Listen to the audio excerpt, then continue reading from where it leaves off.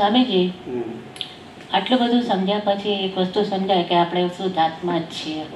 જ્ઞાનીને કેવું પડ્યું કે તું ચંદુભાઈ નથી, તું શુદ્ધ આત્મા છે.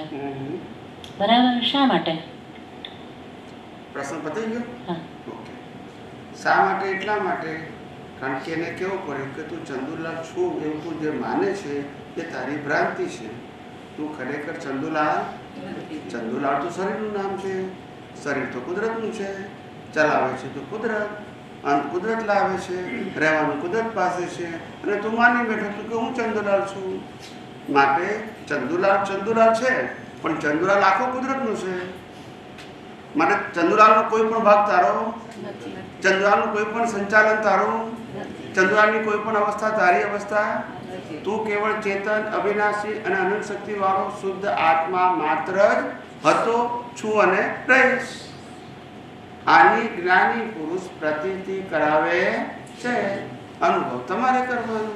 પ્રતીતિ જ્ઞાની કરાવે.